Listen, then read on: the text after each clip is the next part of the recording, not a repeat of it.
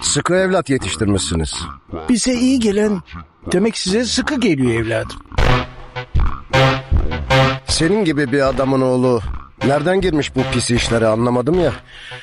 Bize temiz gelen demek size pis geliyor evladım. Benim dedem de hocaydı. Ben yetişmedim o zamanlara.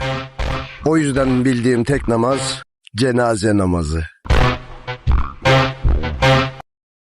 Senin de namazını inşallah kılan olur. Dua mı ettin beddua mı? Anlayamadım muhterem. Bize göre dua, sana göre beddua. Bir şeyler yer miyiz? Yersiniz. Niye yemeyesiniz? Neymiş çözümün? Ayağının altına geleni ezmek.